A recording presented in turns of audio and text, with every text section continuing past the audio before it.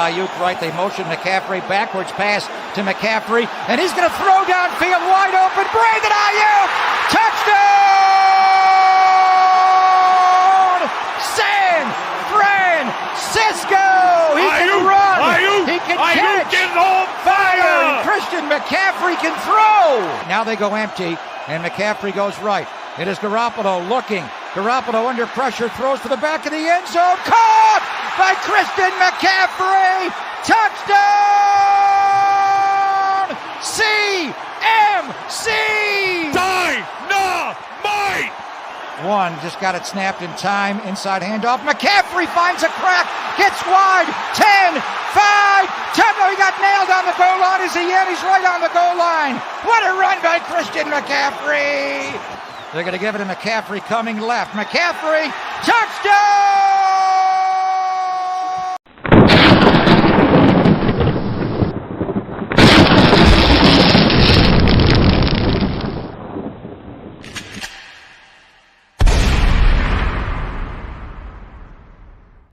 Hey. Breezy, Mo's Nose, Season 3, Peachy, Fear the Dawn. It's about that time, everybody turn your TVs on. The Mo's Nose, Peachy, Breezy, and Fear the God. They keep it nitty gritty when they bring you 9 to talk. We two gorilla, silverback, nah, silver. You know it's busting the discussion cause we get it in. Every time you know we grinding, I was 8 to 10. We always play to win. The faithful going hard. It's Wayne, Breezy, Peachy, Mo's Nose, and Fear the God. Let's get it. Nitty gritty, this the line is tall. Don't like it, better take a walk. Nitty gritty, this the line is tall. We outline players up in chalk. Nitty gritty, this the line is tall. Don't like it, better take a walk. Nitty gritty, this the line is tall. Line is tall. Nitty gritty, this the line is tall.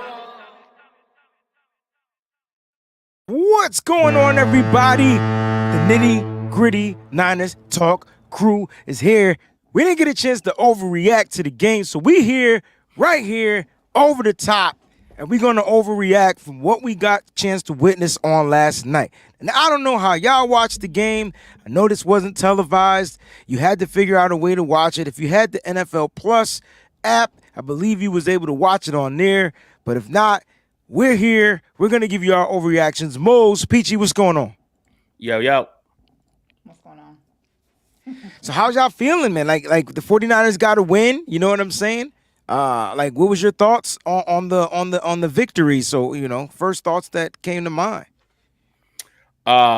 First of all, shout out to everybody in the chat right now who was in the chat last night during the watch party over on Mo's Nose. I appreciate everybody who came through. Got some good intel. I was able to kind of throw the game up there a little bit. And really the only like content things that came up was for the commercials that was on the stream that I was watching. So I think for next time I'll have a game up and then just minimize the content when the commercials is up and then just bring the game back on when the game come back on. But I thought it was a great performance all around. I thought we saw a different football team. Obviously the starters played. So when the starters played, we looked like the 49ers that we're accustomed to. I think there are still some issues, still some weaknesses that, you know, showed up on film again. But overall, I'm very pleased about what we saw from the team as a whole. All right, Peachy, what were your thoughts, man? Niners squeaked out a win. It was tough, but they got that dub. What were your first reactions? No, I was aggravated with the defense. I thought that the defense is what I felt like could have been much better than it was. I mean, even like the ones that were out there, I mean, Russ was still running all over everybody, just like he always does. Right. I saw some. Russ was russing. Yeah, there's some context to that. I mean, Dre Greenlaw wasn't playing, and that was DFF out there. He got his ass knocked down. Right. I saw some bad tackling. Like it was just, you know. So that's what I have to say about it. That's what I take away from it. I agree with you. We The pride defense, ourselves on the defense. the defense was my biggest question mark. Or the whole game, game question mark the whole game. But you did see some big plays being made. Like I thought Jalen Graham was all over the field. Oh, yeah. Again. Definitely. Jair Brown. Shout out. The green dot. Yeah, wearing a green dot. Was a Mike linebacker. Shout out to Jair Brown for saving that tackle after Yep. Ambry That Thomas was got nice. That was juked. nice. Like, I mean, the wide wide receiver put a move on Ambry. It was like a stutter and go.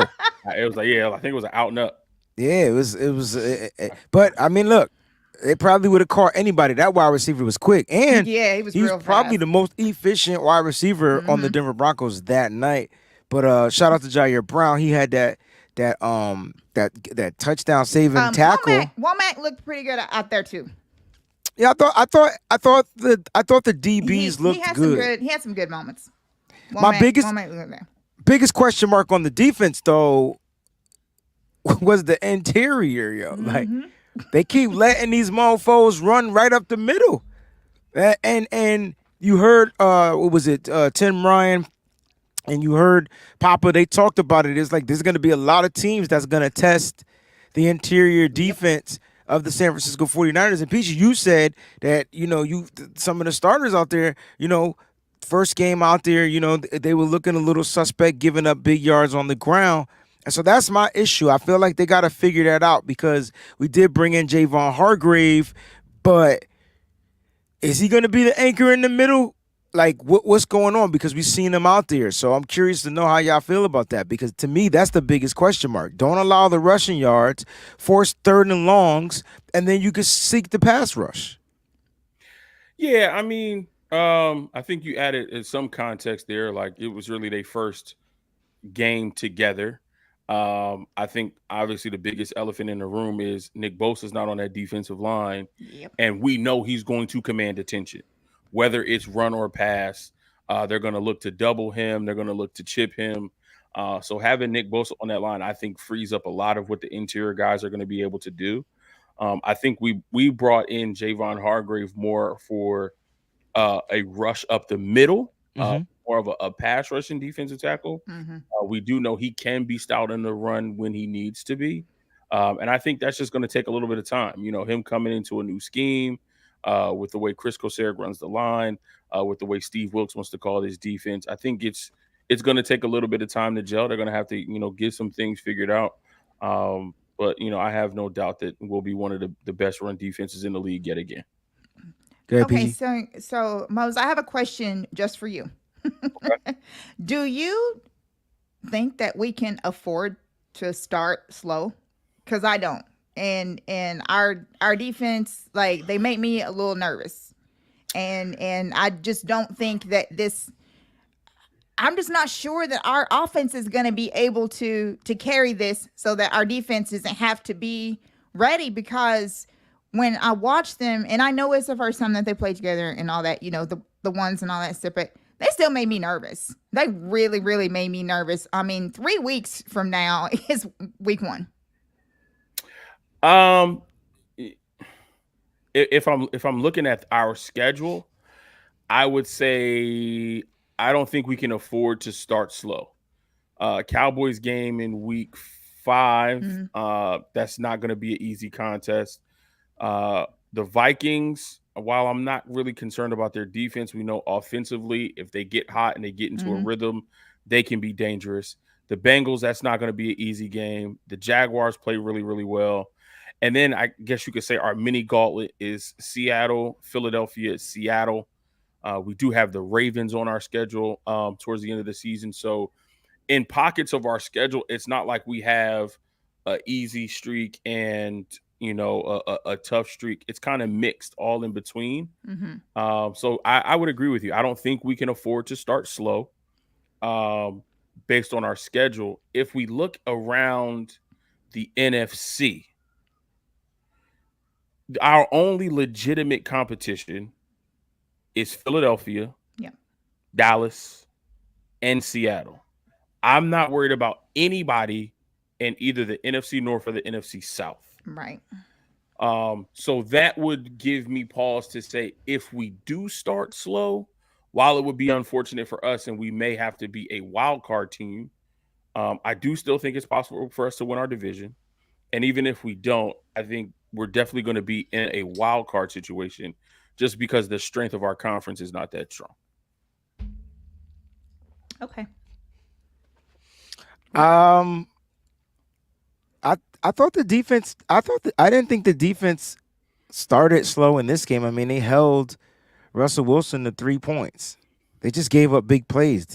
It's always gonna, when you're playing a quarterback like Russ, it's always bend but don't break.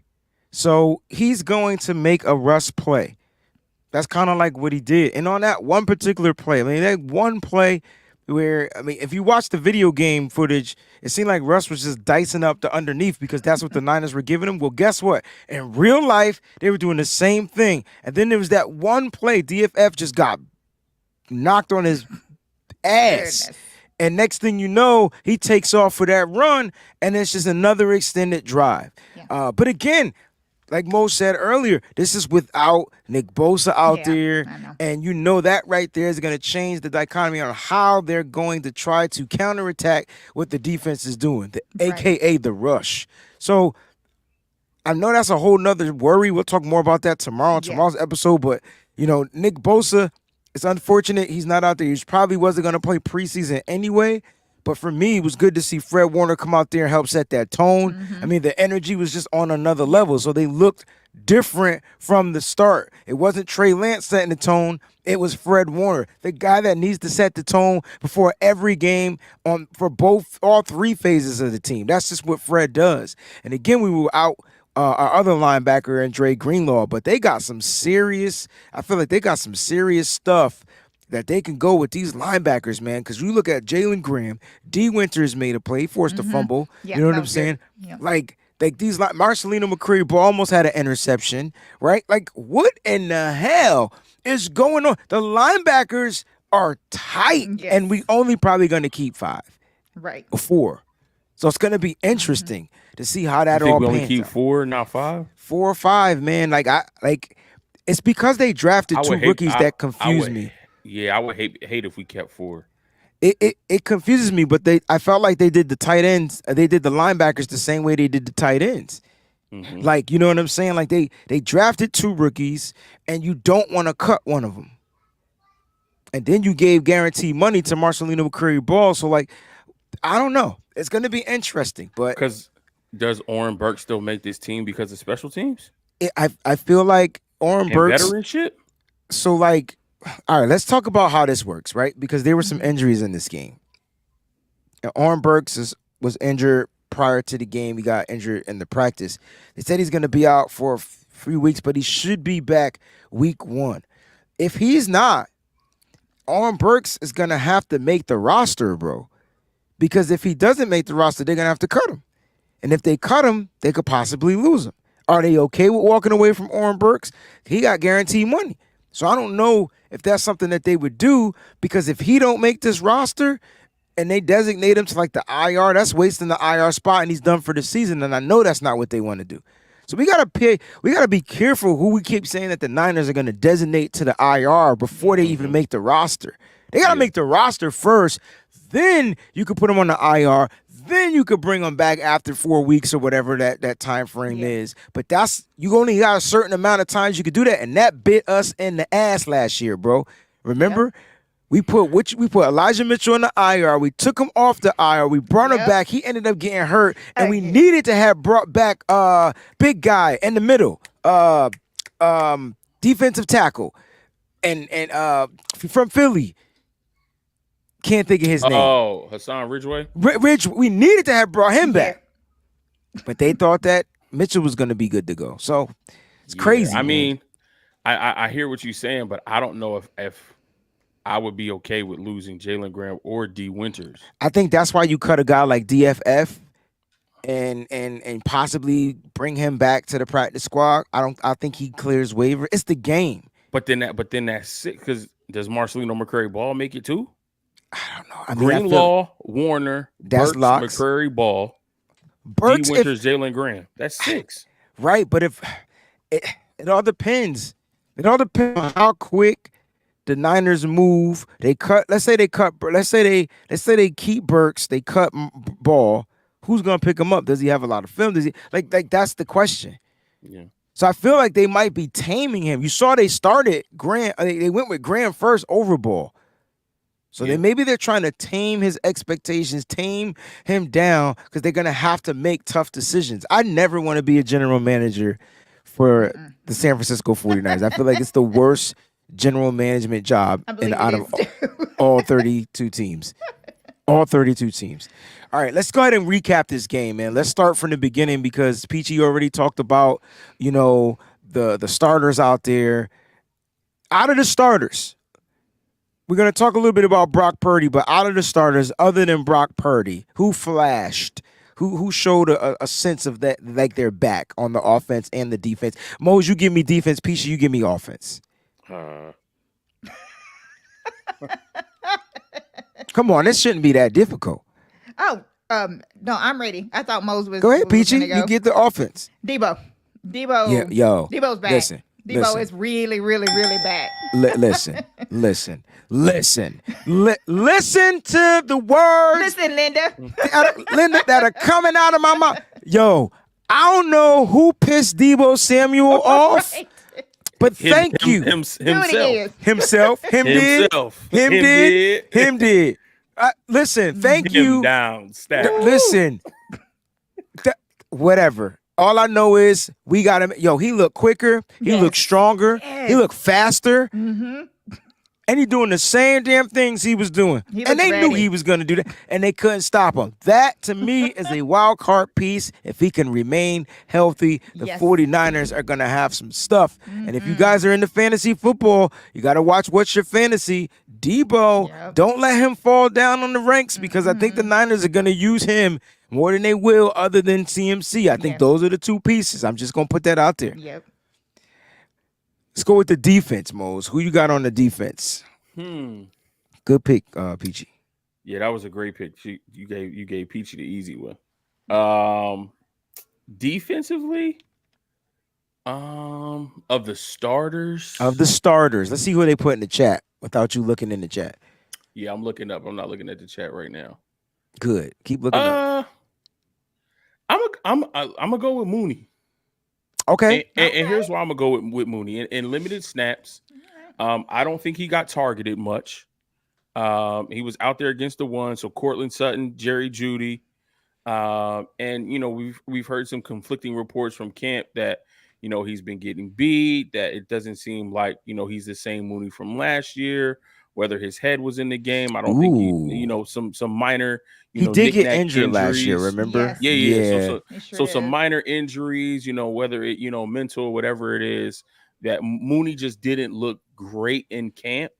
So I wanted to see him actually on the field in the game, something that really matters a little bit more. I know Kyle Shanahan said he loves practice and joint practices and things of that nature, but I wanted to see Mooney on the field and with very little pass rush, I think he did what he was supposed to do as a number one outside corner. So it's kind of good to see Mooney back, see him healthy, and kind of, get him going again. So I'm going to go with Mooney.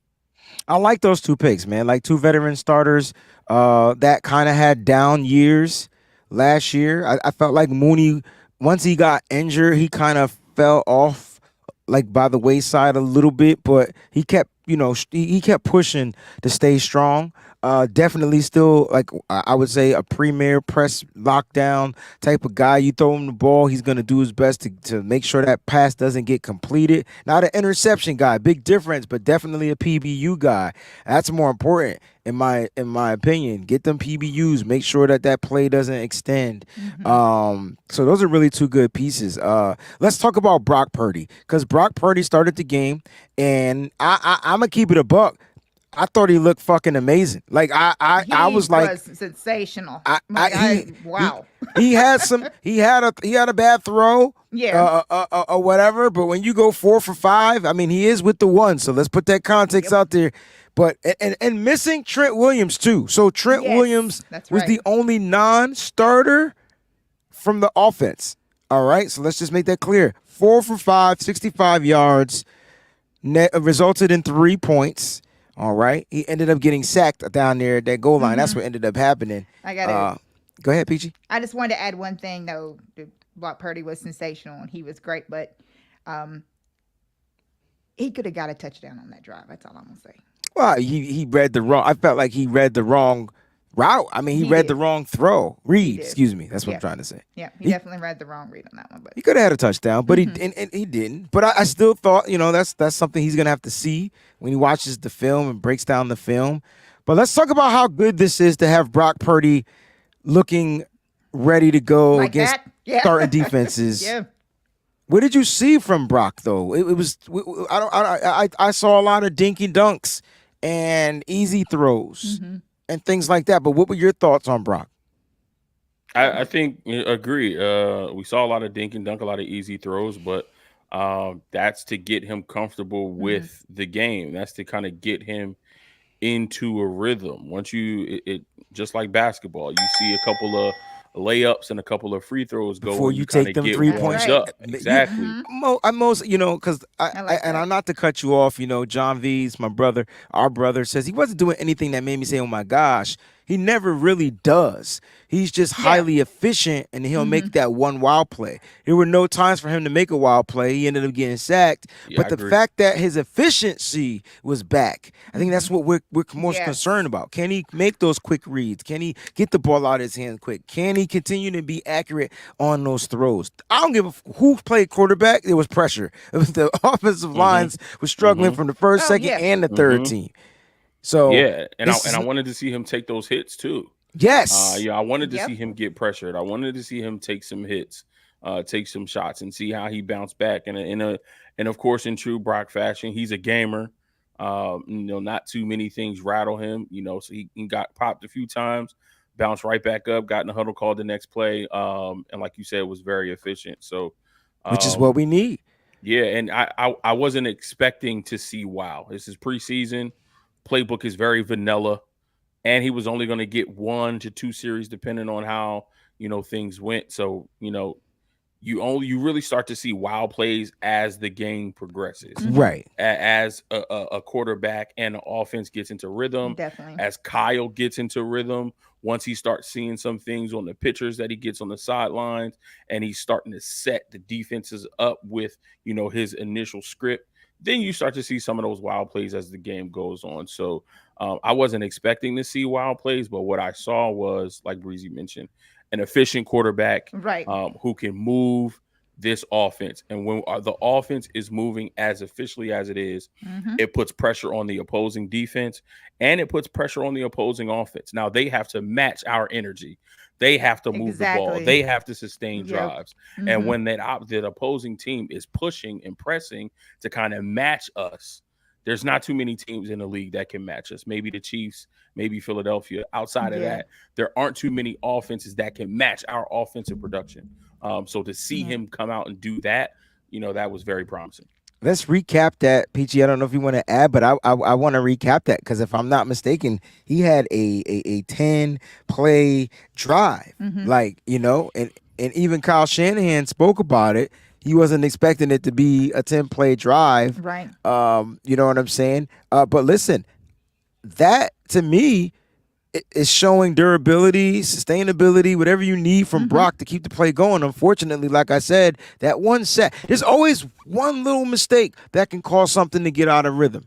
But it didn't hurt the team too much because they were still able to put up points. And I think at the end of the day, the team with the most points wins. I think that's how it works. So I really liked what I saw from Brock. I don't care which I say. It was dink and dunk. You can call it whatever the fuck you want, but I'm going to call it dink and dunk, screen, easy plays. But those plays are set for a purpose. They're set to get your offense going. They're set to get the rhythm.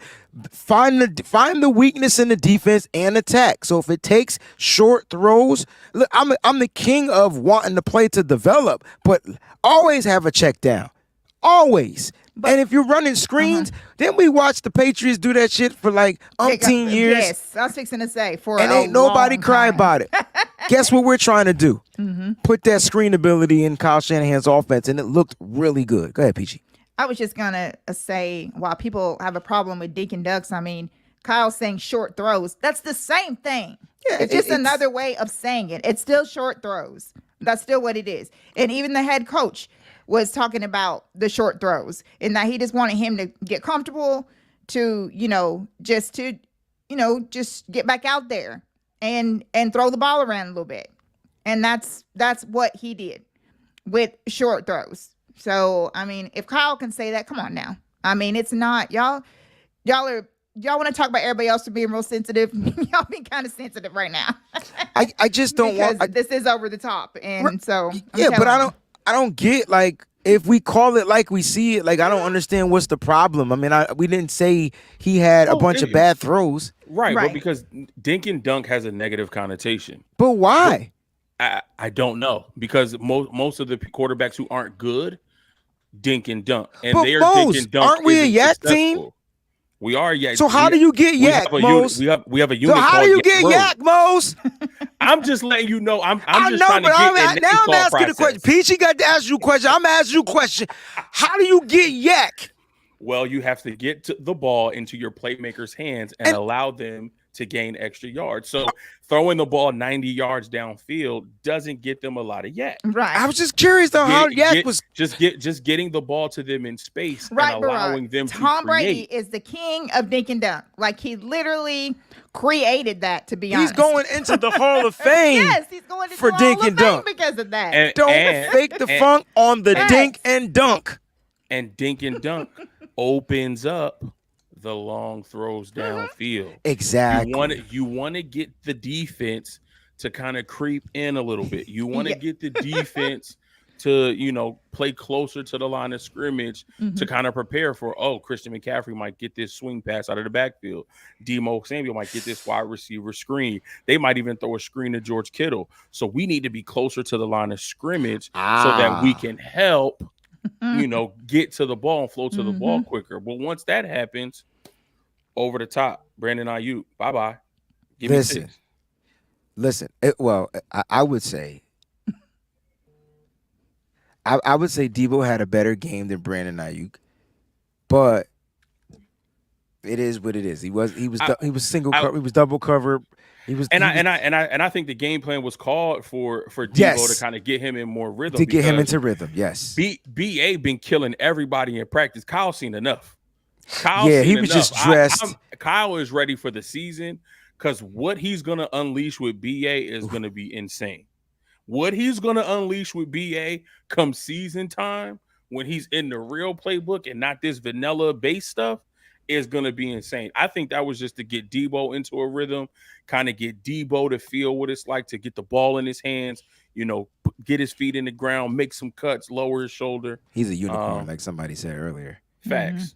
Can I raise you the three starting receivers? Can we talk about Jawan Jennings for a second? Because I feel like Jawan Jennings, I know you don't like Jawan Jennings as much as you like the other wide receivers. Let me make sure I put that out there. Okay, yeah, say that. But I feel like the dude's stock is rising. Bro, I listen, I told y'all before, and I have no shame saying it. JJ got my respect. Okay. Because how he's playing recently, bro. I mean, you cannot deny this. Jawan Jennings gets open. And what he does that is not counted on the stat sheet is he plays with so much intensity. JJ is a dog. Dogness. JJ is a dog. He's in a DB's face. He's ready to block somebody and put them on their back. Like, I've never questioned his ability to play the game. I just have an issue with drop passes. And he was my target for drop pass. But how JJ's playing lately, listen. Right. It's weird because I felt like he had a slow camp. I felt like he didn't, but it was because he was the man. Like he came out and spoke in his presser, and it felt like he made it. He went from 7th round pick to like that starting unit, like with the Niners when they bring out 3 wideouts. And the reason why you'll see him in the slot over Ray or whoever it is that they'll put in there is because his ability to get open. His size matters, and the fact that he's always a mismatch, that's why those 3rd and Jawans was happening. But last night, I was seeing second in Juwan's. Yes. I saw a couple third of Juwan. Like the dude is a 49er, like, right? And here's the kicker. He's supposed to be a free agent next year. So let that sink in for a second. That's 3 wide receivers the Niners are going to have as free agents next year. Juwan Jennings, Ray McCloud, and Brandon Ayuk. Woo! I told you to watch the wide receiver room because we didn't even get to the best wide receiver in the damn game yet.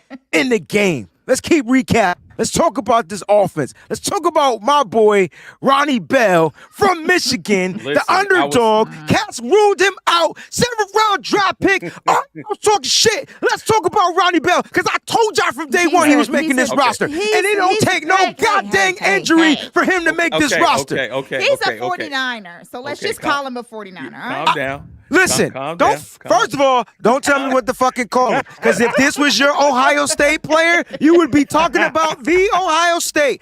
I'm going to say he is from Michigan. Go blue. Everybody was talking shit because I was picking the Michigan guy, and I kept telling you he could get open. And everybody told me he couldn't because you said he was slow. I ain't talking to you, and I ain't talking to you. I'm talking to you, all 200 people in this chat. Okay. Breezy got that out. I was gonna say I didn't want to go too far ahead, so I'm glad you brought it up. We have a good problem in the receiver room. Oh, yes, we obviously, I think we're keeping Brandon Ayuk. We're gonna figure out a way to get him paid. We're gonna keep Brandon Ayuk. So that means, are we able to keep Juwan Jennings and Ray McCloud? I don't think we're able to keep both. Maybe we could bring back one. Ronnie Bell, though, with the way that he has played. Again, Ronnie Bell, I said it last night during the watch party. Ronnie Bell is what we thought we were getting in Dante Pettis. Dante Pettis didn't have the dog in him. Ronnie Bell got the dog in him. And what excites me about Ronnie Bell is when he gets the ball in his hands, he is not looking to go down after first contact. You got to work to bring him to the ground. And he's not a big wide receiver. He's not a stocky, bulky receiver like Deebo Samuel. He's not big and tall and strong like Juwan Jennings, but he has such a tenacious attitude that you're not going to bring him down on first contact. And if you do, you worked really hard and used really good technique to get him to the ground. Did you see that one player that he brought to the ground? You mean the stiff arm? Yeah. That's the hard ball. So awesome. That's the hard ball stiff arm right there. I'm just gonna let y'all know, act like y'all know who hardball is. Now I will say this. He do got some stuff he got to work on for sure. Okay, all right. Let's talk about the Sam Darnold throw. Let's talk about now. Wait a minute, because you could hit him. Hit me with it, baby. Hit me with it. Way I'm gonna talk about Jennings. We got 2 passes that went through his hands. I don't know about this one. This one was no. It hit him in the face, man. It didn't go through his hand. It went through his hand. I thought the ball was a little elevated to where he was only able to get a hand on it. It hit him in the face. If it hit him in the face, that don't mean he went like this. He probably was trying to go like this, and he couldn't palm it. He got small hands. Hey, I'm not. So we'll go up with one. We going to watch the all-22. We're going to look at it. We're going to look at the all-22. But you're right. He got to catch the ball. I said that last week. Yeah, that's you can't miss the gimmies. That was 2 that was targeted. That one was a laser from Sam Darnold. Like I was like, it looked like he wasn't even expecting it that hard. Pause. Whoa. Breezy caught himself on that one. Nice hat, by the way, Breezy. Usually Breezy don't catch himself. He caught himself on that one. But yes, I don't think he was expecting a rocket on that play. It was rocket, bro. And I will say that Sam Darnold threw that pass just a smidge too hard. Like he put too much on that one. It was a beautiful pass. It was a beautiful pass. It didn't need to be 100-mile-an-hour fastball. Like two passes I wish we could get back in that game. You ready? That's the first one. And the Trey Lance screen is the second one. You know what? I'm cool with that. Here's why. I know you're going. Last week he threw the touchdown that should have been picked off. Sometimes the ball bounce your way, and sometimes the ball don't bounce your way. That's just how life is. So more animated about missing guys. I'm just gonna sit back and let them roll. All I know is if this was talk about Justin Fields, Peachy she get tight. Why? Somebody mentioned Justin. He not even with the Niners. Keep going. She big up all her Ohio. Chris Olave. What if we Michael say something Tom. about C.J. Stroud? What about C.J. Stroud? Because he don't look too hot in Houston right now. That's another episode. Let's listen. Look at Peachy not saying she trying so hard. She trying to keep it quiet. Don't be quiet now. Nah, son, I'm telling you like it is. Nah, but seriously though, like I'm just overreacting to what I saw because you got Ronnie Bell on several phases, right? And so like him on the offense, it's like, damn, you don't skip a beat.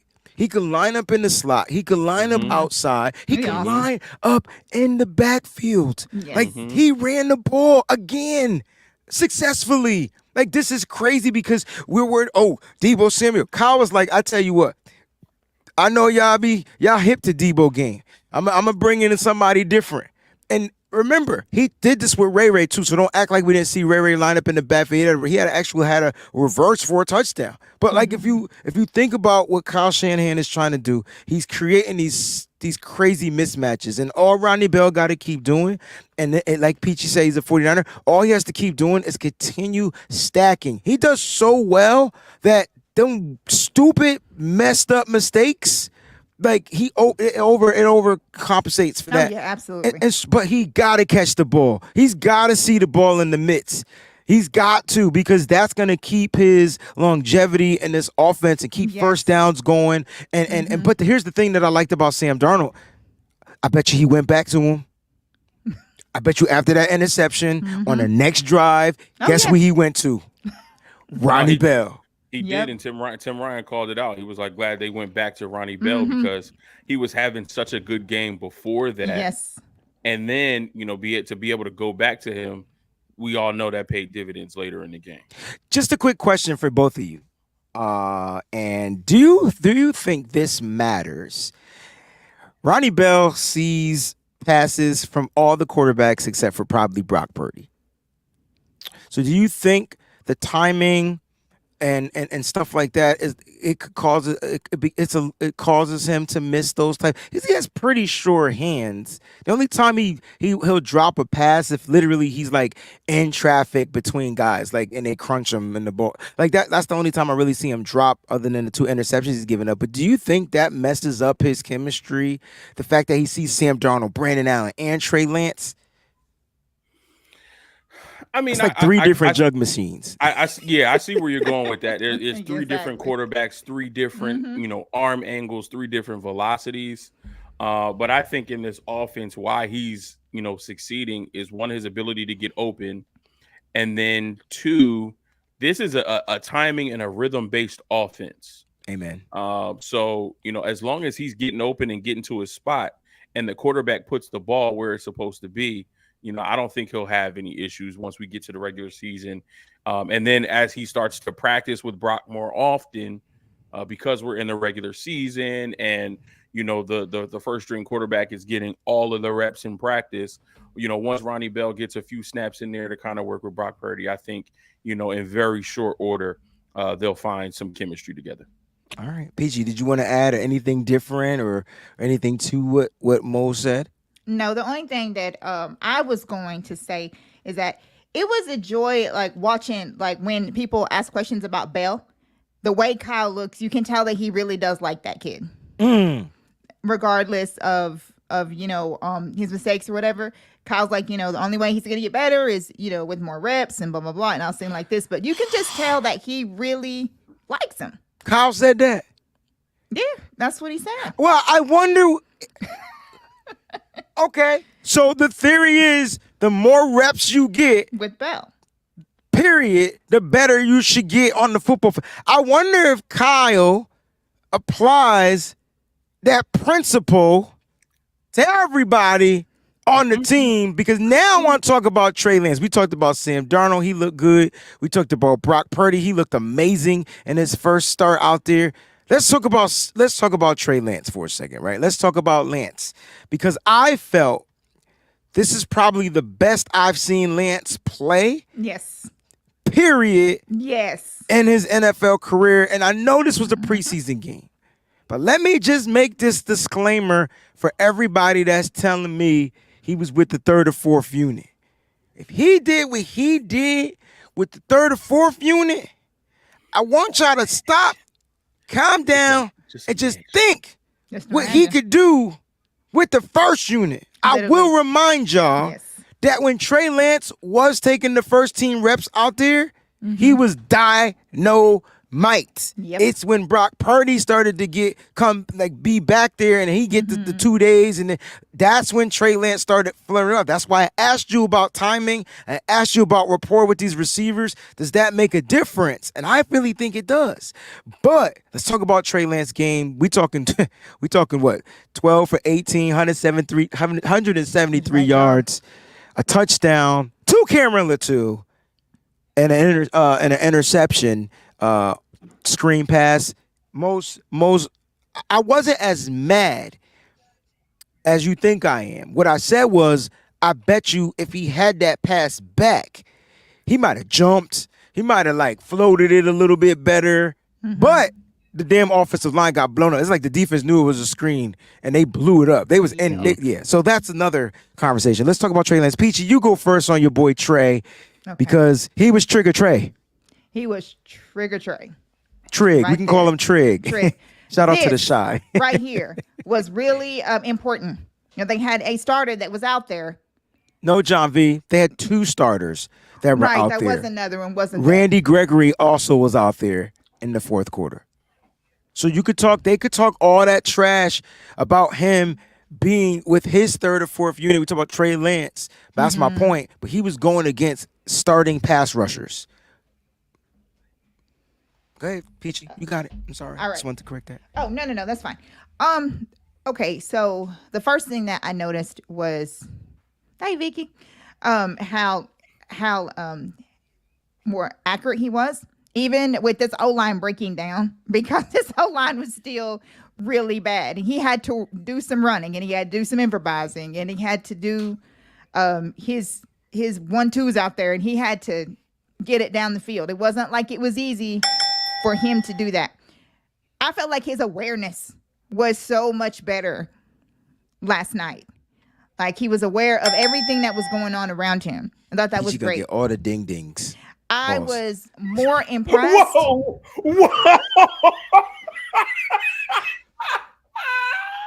I can't. Breezy! It's the overreaction show, brother.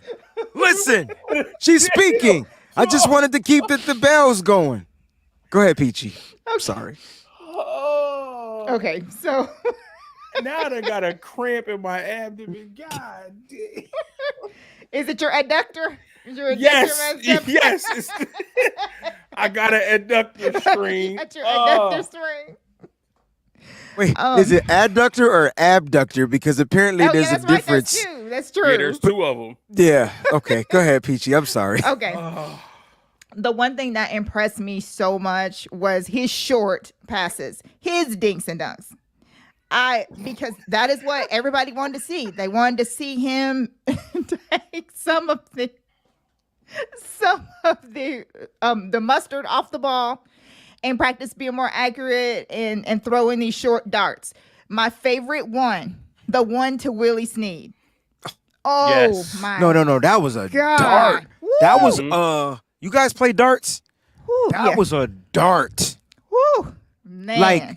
Y'all wasn't nervous about that one? That was a dart. But you know what, Mose? You said this last week.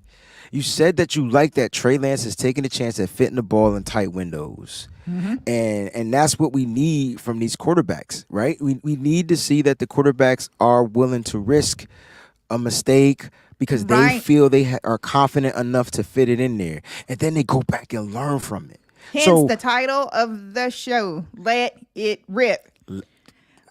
Trey's just out there dicing that ball up, going around and whatever, not caring if it might be picked, if it might be this, if it might be that. Like, none of that mattered. The only thing that mattered was that he got the ball out. And he got it out quick because he was just out there just, whatever happens, happens. And he looked amazing doing it too. So I was very, very impressed with him. Like I said, my favorite one was the Snead one because I was like, oh my God, Let's go through favorite throws. Thank you, Peachy, for that. I'm gonna go before Mo because I don't want him to steal mine. My favorite throw was the under pressure run into the right on the run and threw a dart to where only Tay Martin can catch it with the toe tap swag, toe trap, whatever you want to call that junk. Yes. I said Trey Lance can make those. That's Trey Lance now. Okay, that to me, family, is showing signs of progression. I kept telling everybody last week it wasn't that he didn't get it. Him understanding the playbook isn't the issue. It's just him actually performing. Like, you know what I mean? Getting the jitters out. Yes. Like, and that's why I always I never understood Kyle Shanahan, especially in a real game. I kind of understand his processing in the preseason game because you want your players to work on where they're weak. But in a regular game, you better make sure that this kid is confident and gets into a rhythm early, because the more he gets into the rhythm, the more cocky he plays. The more cocky he plays, the better he plays. Trey Lance took off on a run. He had a big gain on a run. It got negated from a hold, but y'all told me Trey Lance can't get to the outside.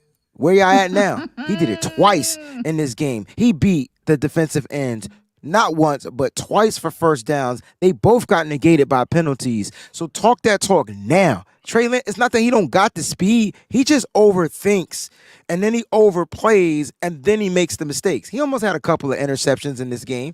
He had a couple of joints that was dropped. But again, it was pressure in his face. He throws off the back foot. He's trying to get the ball away, and unfortunately, it don't go out of bounds. It goes like to a defender where they had to bat it down. So that was my favorite throw. Mose, you want to elaborate a little bit on Trey Lance? You got a favorite throw by him as well? My favorite throw was the one on that last drive to Ronnie Bell. Because somebody in the watch party said it looks like his new mechanics have stuck. And I think when the touchdown drive and then the game winning drive, when you saw him start to string completion after completion after completion in a row, that's part of the mechanics. He's starting to feel good. I feel like in that short window, he kind of had a mental flashback to his training with Jeff Christensen and just remembering feeling good one after another. So for him to be able to hit that strike deep over the middle, but also put the ball where Ronnie Bell could catch it and turn upfield and get that yak, I thought it was an absolutely dynamite throw. Is that the play where Trey had to stay in the pocket for it to develop to make the throw, and he didn't flinch? Nope.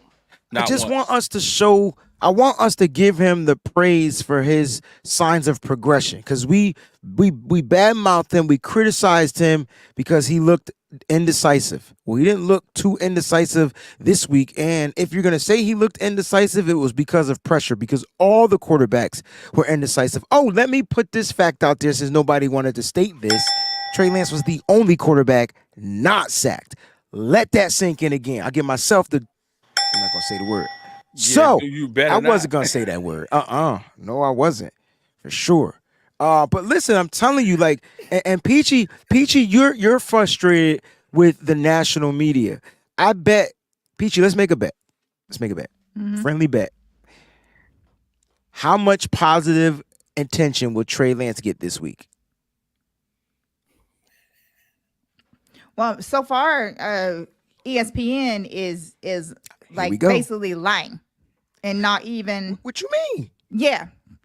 They were talking about how, that he's not, I forgot how it went. It was like something like he's on improving. He didn't do this. He didn't do whatever. And I'm like, but here's the coolest thing about ESPN doing that. I saw people that are complete 100 Brock supporters that were defending Trey Lance, because they're like, dude, even no matter what you think or whatever, you can't say that he had like a bad game and all this stuff. But ESPN was saying like some harsh stuff. Now, NFL Network wasn't, but I just noticed that they were. They are trash. You're absolutely right. Throwback. So my theory is the first negative. They won't focus on the positive stuff. Exactly. They're gonna focus on the almost interceptions. How he still looks indecisive when he has 3-4 guys running in his face. They'll find a way to turn that into the narrative that he's not progressing. Again, you see his stats, 12 for 18. He came in at the very end of the third quarter, played the whole fourth quarter, right? He did that in one quarter. Just imagine what he would have did in 4 quarters.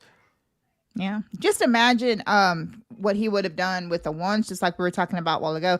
I actually put out a tweet about that, and then I put the little Kermit the Frog thing and said, but that's none of my business, because if he looks like that, I mean, just imagine how he would have looked out there with a decent O-line. With that quickness and everything going on. All right. So people feel like I don't criticize Trey Lance. Okay. Well, not people. Shuddy. He says, we criticize him. I don't remember you doing it, though. That's actually not true. Okay. So last week, I focused on his sacks last week. Yes. We did shows because I wanted to see how indecisive he was, how much did he dance around in the pocket, and how many of those sacks were actually his fault. And according to our head coach, 2 of them were his fault and 2 of them weren't. So we did an exercise last Monday's episode. Go watch it, where we watched the sacks.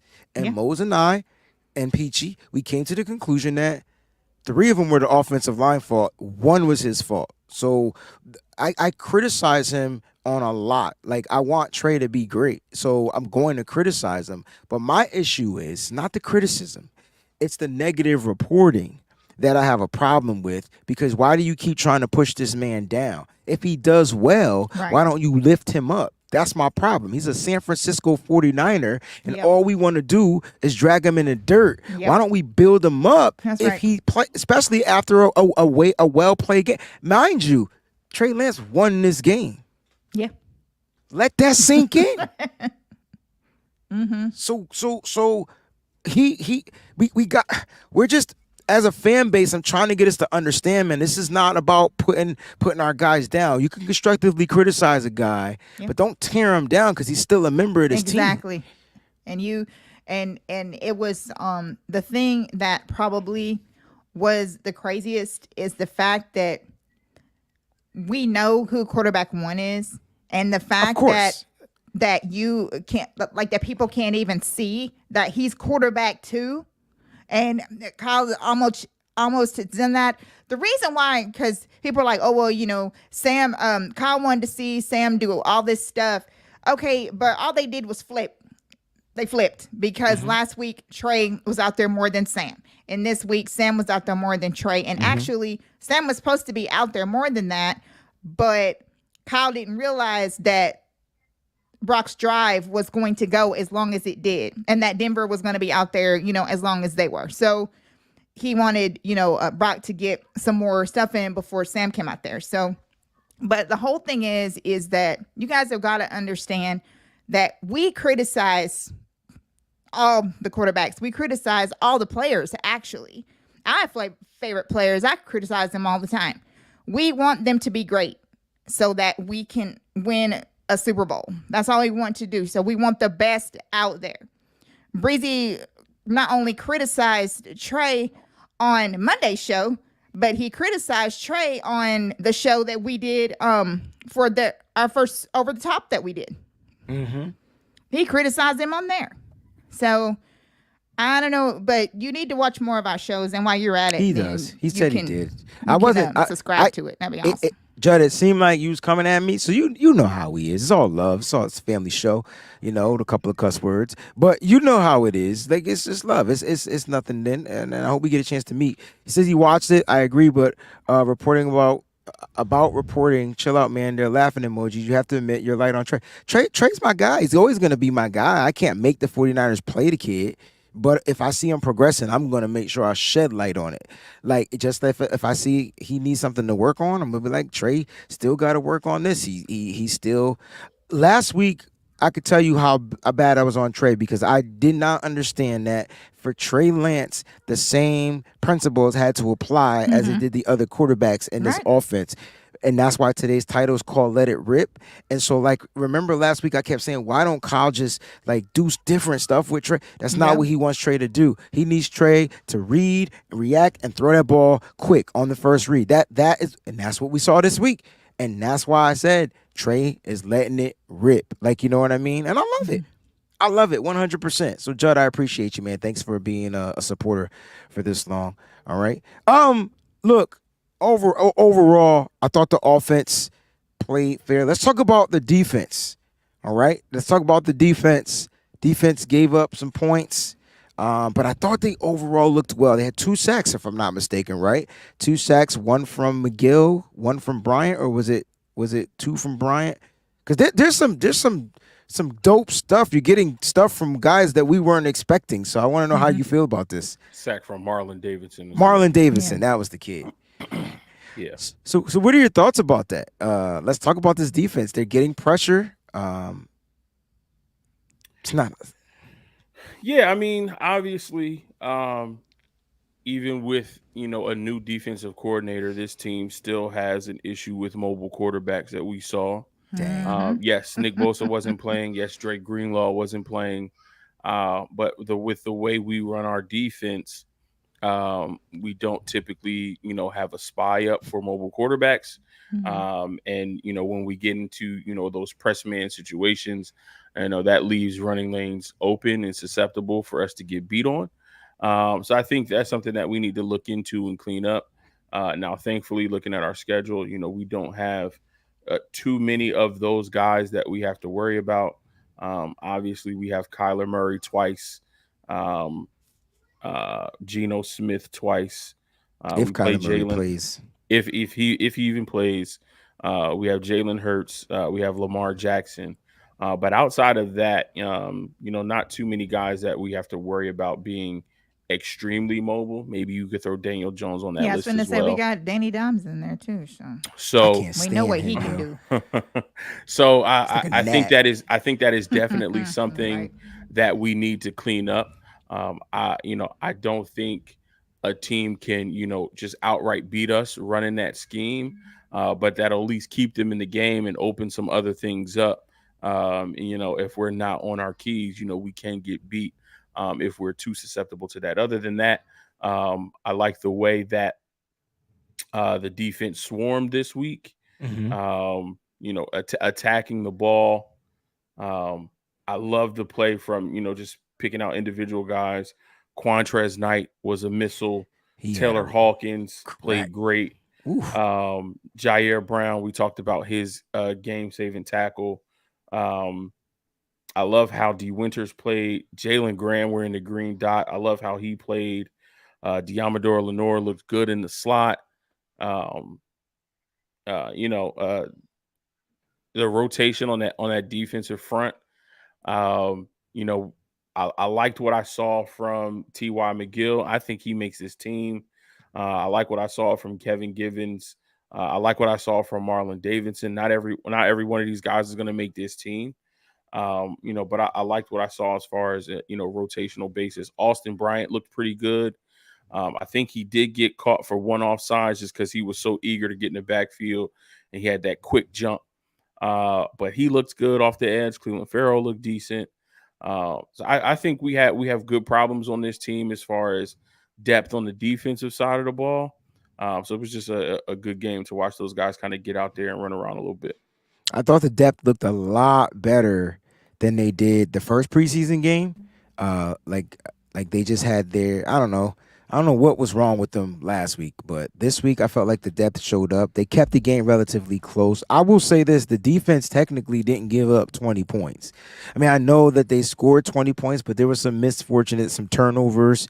And if you ask me anything, that's what the Niners got to figure out how to correct, like the turnovers. They had 2 interceptions and a fumble that was lost on special teams. And so, like, that helped the Denver Broncos score relatively quickly. I gave them 14 points. They got 14 points off of the turnovers, if I'm not mistaken. So that, like, we got to find a way to correct those little things. And I'm glad that they're getting it out now in preseason, you know what I'm saying, so that they can understand it. I thought Ambry Thomas looked good, minus that one play. I mean, he had a great PBU, and then he gave up that big play, which Jair Brown saved. I will say that's what safeties get paid to do.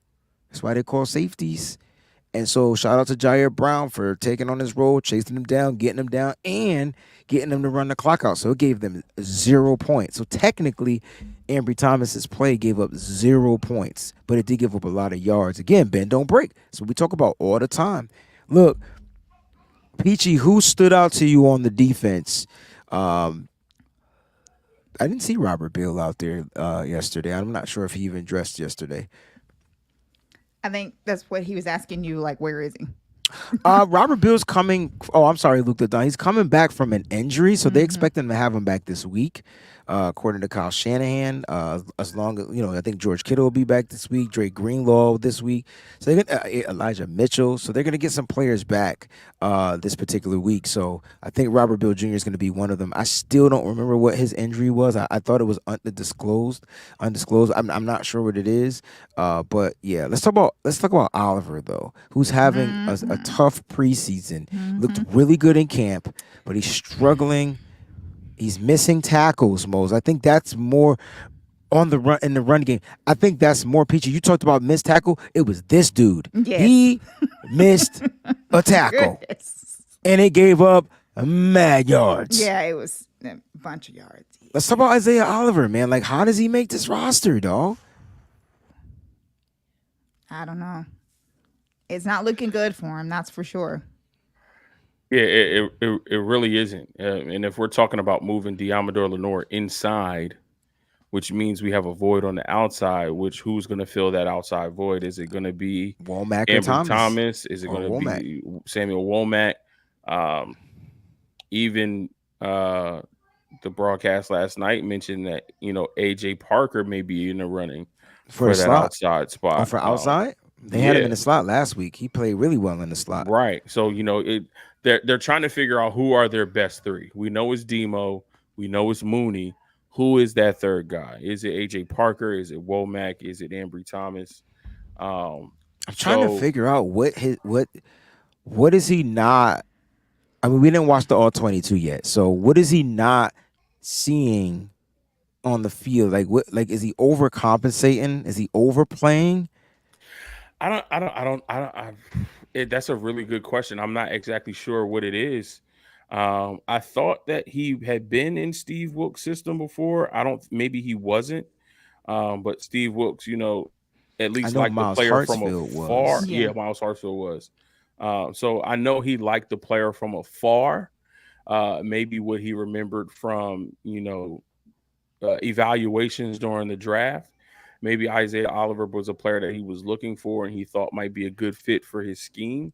Now that he's actually in it, maybe he's coming to the fruition that, okay, maybe this may not be a good scheme fit for the type of player that Isaiah Oliver is. It's not like he has to carry everything. It's not like we're expecting him to be Rod Woodson or Charles Woodson or Deion Sanders or Ed Reed. So, I think we have a defense that is, star-studded, plays really well. Everybody flows to the football. So all he really has to be responsible for is his assignment, and why he's been unable to do that at a high level consistently yet. It is a little bit worrisome. So I definitely want to see, how he plays next week.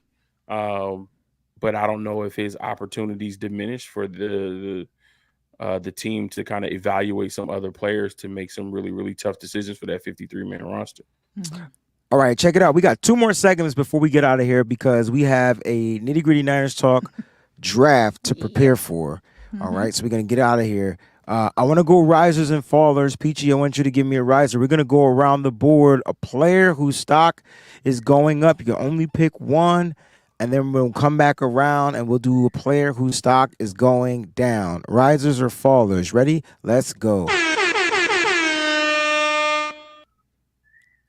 Let's see. A player's stock that is rising. Yes. It's got to be Womack. Okay. Interesting, because I feel like they neck and neck. Like, he had a good game this game. He had a decent game last game. I thought Avery Thomas had a great game last game, minus that stupid penalty. Then he had a decent game this game. I feel like they so neck and neck. This is another good problem to have. Exactly. It definitely is.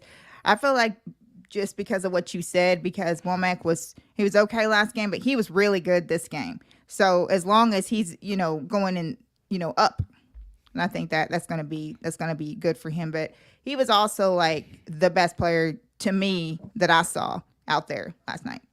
Oh wow, that's huge on defense. Best player, I like that.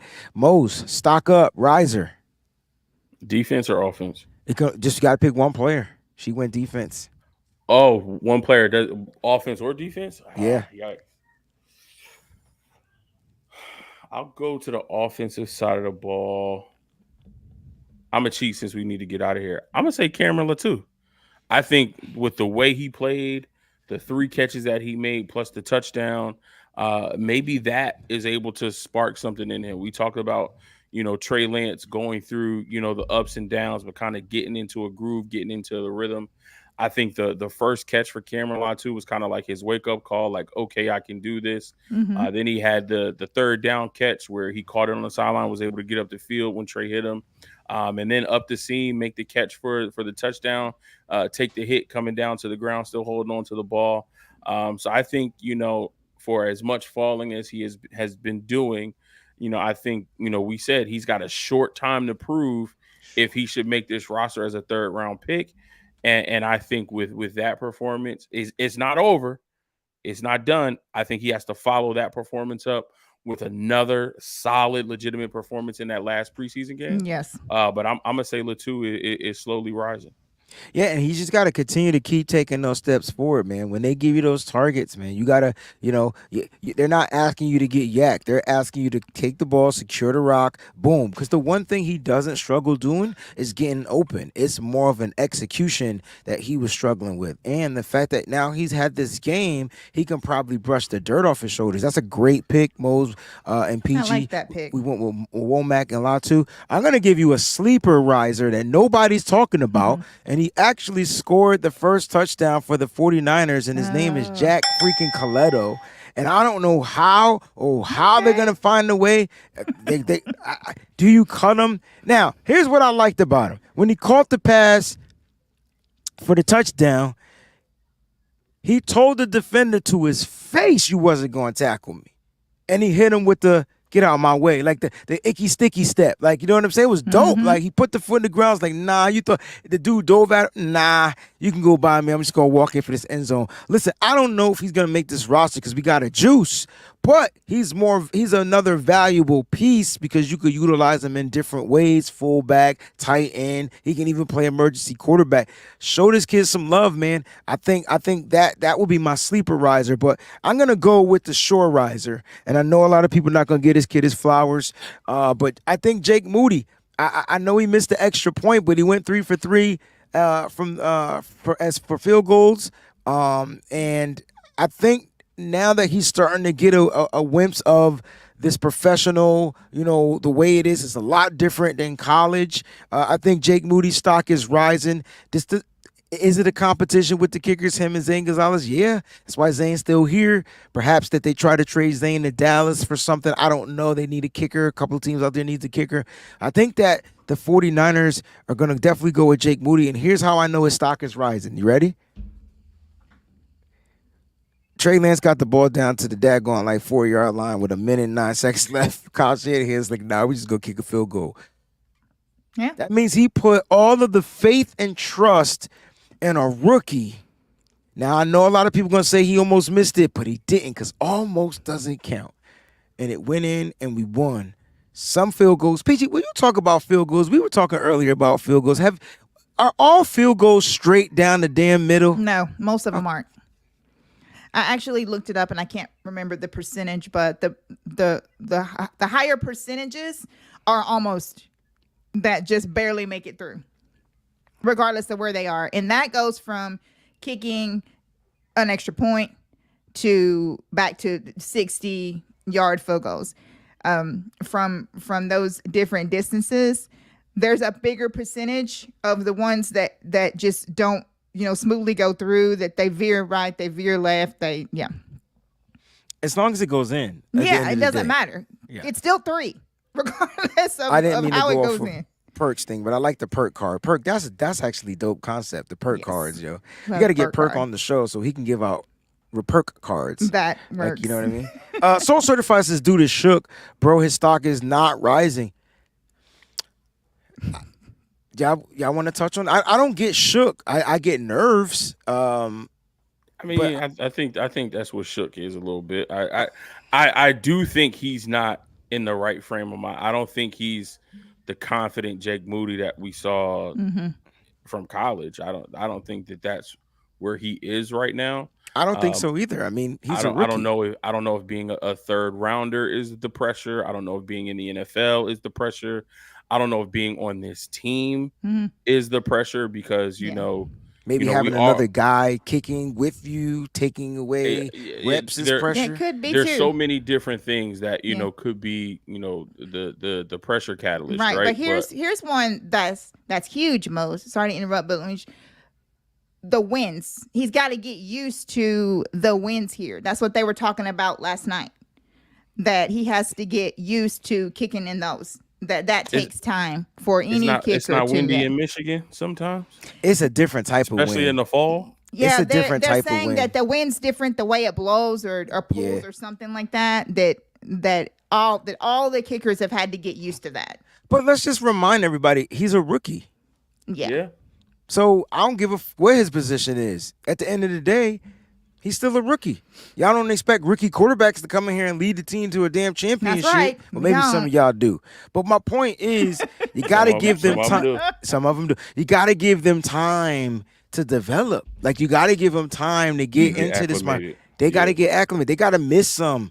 They got to. I honestly don't think Justin Tucker was Justin Tucker his rookie season. No. I can't remember most. I don't even remember. I don't even want to go on that tangent, but I just think of some of the rookie kickers that were drafted, like Tyler Bass. Like, these guys weren't money. Like, they was missing. Like, I don't even know if he's still in the NFL, but Rodrigo Blankenship and some of these kickers that actually got drafted with draft picks. Now, I know a lot of people are pissed we spent the third round pick on them, but at the end of the day, you got to give them time to get acclimated to the game, and this is preseason, so it doesn't even really count. Even though it counts, it doesn't count. It's just giving him reps.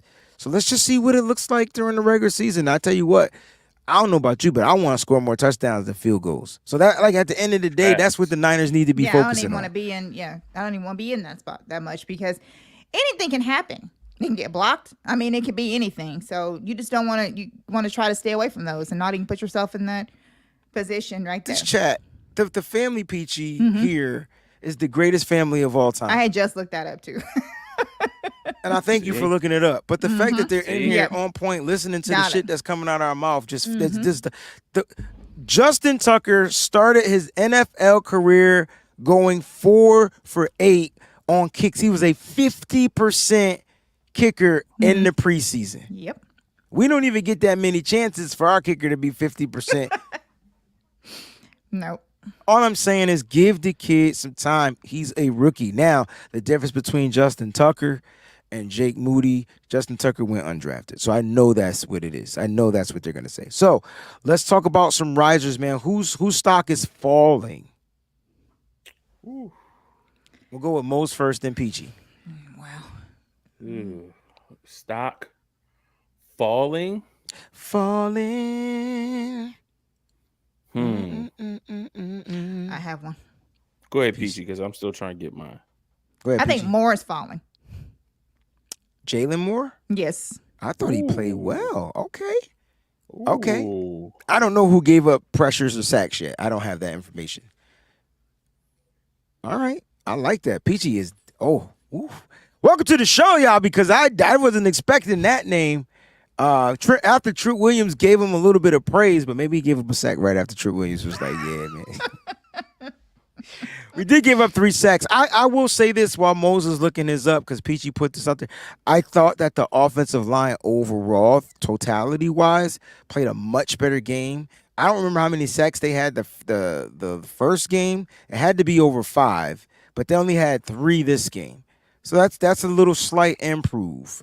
All right, that's a little slight improve, or whatever. Mose, who you going with, bro? This is tough because I think a lot of people playing well. Okay, I'm gonna go with a linebacker, and just for the simple fact that I think the rookies are playing better, and we already know who at least 2 of our starters are going to be. But I'm gonna go with DFF. You know, he did lead the team in tackles. He had 5 solos, 6 total. But all in all, the way DFF is playing and how he looks on the field, he doesn't look like somebody who's a seasoned veteran that has been in this defense for multiple seasons.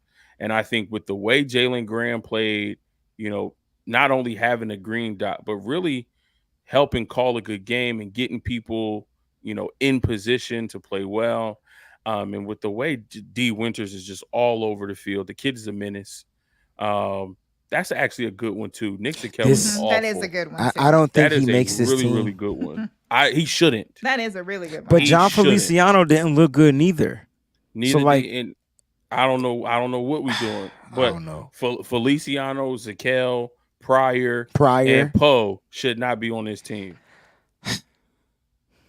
But yeah, I'm gonna go DFF. But Nick Sekell is a great one. Yes, a great one. Actually, I'd probably go with him more than Moore, actually, to think about it, because I was just going back thinking about that and like, oh, yeah. 2 weeks. Yeah. 2 penalties, 2 holding penalties. Two consistent. Yes. He's been consistent both weeks being the weakest link. Yes. So 1,000%.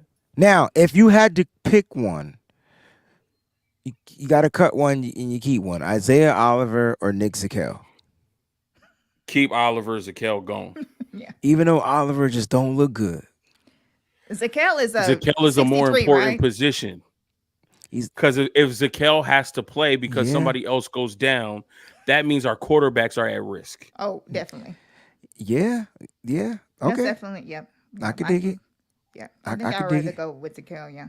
I could dig it. All right, let's get through these super chats because I need food before I draft, or I will draft bad. All right, here we go. I need some energy. All right, Peachy, you're on call. Here we go. Okay. Thank you, Sean, for super chat. Hargrave isn't good versus Run.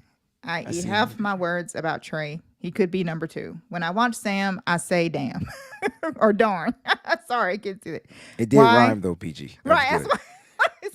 Why is it every year the same versus Russ, no matter who the DC is? I'm starting to not like Wilkes. It's not Wilkes, Sean. It's just Russ. And I'm gonna keep it a buck. If Russ played this whole game, Denver probably would have won. As much as I love us, it's just the way it is. Russ doesn't lose to the 49ers. Nope. Check his record. He just doesn't. Check his record. He doesn't lose. Hargrave isn't good against the run, though. I want to digress a little bit on that. I don't know if he's not good against the run. I just feel like, again, when they're doubling him, they're taking him out of the run because there's no Nick Bosa. I think he would be more effective if you had Nick Bosa out there. So I want to see what it's like. I want to evaluate that when Nick Bosa's out there, when he's getting one-on-ones. Yep, true. Another from Sean. The same thing from our DCs. No, every year from Victor Wilkes. Oh my God. Duh. How should we stop Russ? Duh. And send massive pressure. Let him run up the middle. Yeah, that's the plan. Duh. Never a spy. Never, for crying out loud. They don't spy him, yo. That's exactly what I was saying last night. I was watching him like, dang. Like, they won't spy Russ because they're losing a player to coverage. And Russ might be. You know why they won't spy Russ? Because 9 times out of 10, Russ beats that player in one-on-one. It makes him look stupid. It really does. Every single time. That's why, Sean. 9 times out of 10, you spy him. Not only are you losing a guy in the coverage game if it's a pass, next thing you know, Russ one-on-one with the linebacker, I'm taking Russ all day. Like all day. Like no disrespect to Fred. It's just Russ. Russ knows what he's doing, and the linebacker doesn't know what he's doing. I'll leave it at that. Thank you, Christy Marie. I'm so proud of our guys. Brock was great, but man, Trey made the game so exciting. I'm so happy for Trey right now. Did you guys hear the standing ovation that Trey got whenever he hit the field? That's what's up. Yeah. That was fantastic. See, not all the faithful are Right. are bad. You know, Right.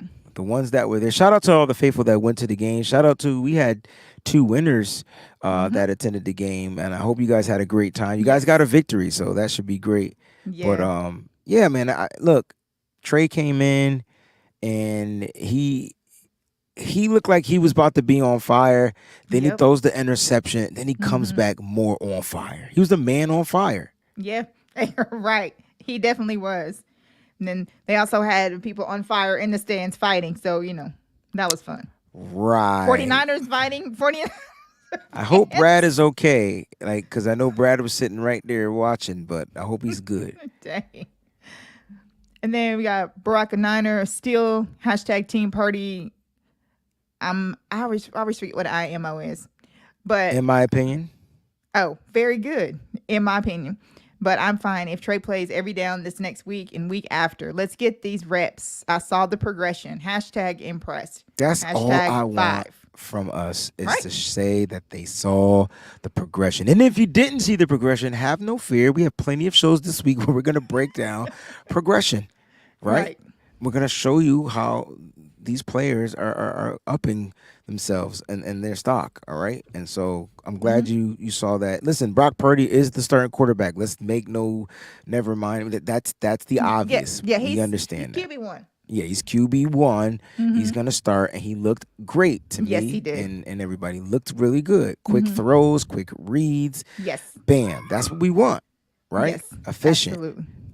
But like you guys said, when Trey came in the game, you saw the same stuff. Pressure on the first play. Trey Lance was running. That's when he made that throw on the run, right? You saw that. Had some good runs by the running backs as well. Boy, I can't tell you when Christian McCaffrey and Elijah Mitchell get back out there. I love what TDP and Jordan Mason is doing, but they ain't it yet. Like they not it yet. Oof. Like they're not it yet. Especially CMC. Oh, goodness. Nicholas says, "What up, nitty gritty fam? Nick. I thought you'd be prepping for fantasy draft tonight. Great game last night, especially for the confidence of Latu, Lance, and Moody. Signed Bosa to top it off. Go Niners." Yeah. Nick is probably going to win this draft because we're all on this show, and he's because I've done zero research on his. I've done nothing. I don't even know the draft how to operate order. Sleeper.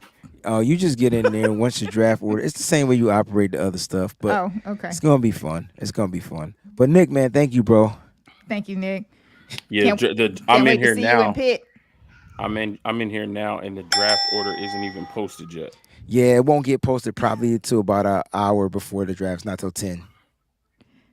Sean says, every time you ring that bell, I think it's Hector Yes! Breaking Bad. Yes. That was my show. Yeah. Had to ring it again for Sean. What's up, Kanan? Loved Breaking Bad. It was Still awesome. mad how it ended, though. Yeah. Aaron! First Take podcast. In other words, Aaron, you can poke holes in both the quarterbacks' games from Dink and Purdy to Trey Lance dominating soon-to-be plumbers and truck drivers. I choose to be positive. Listen, we bigged them all up. We bigged up Sam Darnold, but we talked about where they kind of made their mistakes. Sam Darnold had a bad interception, which was another tip, pick, whatever. And look, this was more not really comparing the 3 quarterbacks, but more trying to big them all up. But since Trey Lance got all the slander last week, we needed to show everybody that this kid was progressing. Yes. And we'll show it more, especially tomorrow. When we get to watch the film. So. Gotcha. I think that's it. All right, that's it. Guys, what a great show. Like, what a great impromptu. We didn't get a chance to overreact. Now, listen, next Friday, we're going to be up late. And when I say late, just don't plan on going to bed on the East Coast because the game not until damn near 10:30. This is Peachy. This is your Lakers time when you be watching them games. Sir, God. Yes, Mhm. Lord. Man, this is when I watch the Lakers versus Celtics, and I go to sleep after the first quarter, and Peachy tell me who won the game at the end of the night. But nah, this is gonna be a late game. We got the Chargers coming into town, and so we will be up here looking like ghouls and goblins. Yep. But we're gonna bring you an overreaction show right after the game. Don't be We not judging waiting. us because of what we look. We gonna have PJs and If we win, you can judge all you want. If we lose, I'm coming back. I'm clapping back. I'm letting you know right now. We clapping back. Fear to God, we miss you, bro. sir. there. I know you're excited. Football is back, man. 49er football is back, to be exact. Yes, you know, it's so good to be absolutely. here. But listen, guys, we'll see you guys tomorrow, 8 p.m. Eastern Standard Time. We're going to do our regular nitty-gritty talk. We'll break down the grades. We'll have our grades. We'll do some stuff. We'll try to get some film clips for you guys and go through some of the film. We'll figure out what we're going to focus on as far as tomorrow's show. But we'll be back tomorrow, man. Final thoughts, guys? Love y'all. See y'all tomorrow. There it is, Peachy. I got to try to get some draft knowledge in here real quick, so I go ahead and start doing. I just need to know where the hell I'm. I'm drafting. That's all I need to know. But guys, man, thank y'all so much for tuning in. We appreciate you. We had over 200 plus for this whole hour and a half. You guys are amazing, rocking with us on a day that we normally don't go live. Yes, I do. You never noticed that? Wait, why you telling my secrets, man? See? Shout out to John V. Did you make a poll? I did, Peachy. Somebody just said, "Don't forget the poll." Yo, who said that? Who said don't forget the poll? They deserve something. Nigel Crane. Nigel, you are the man. Like, you deserve. We got to take care of you because I clearly was hitting in broadcast. Who's the player of the game? Ronnie Bell, Trey Lance, Jake Moody. Other. Well, let me tell you this. Other got 3% of the votes. Jake Moody got 1% of the vote, and he kicked the game-winning field goal. Wow. This is one hating ass fan base. Bro. Haters. Wow. That's so much hate.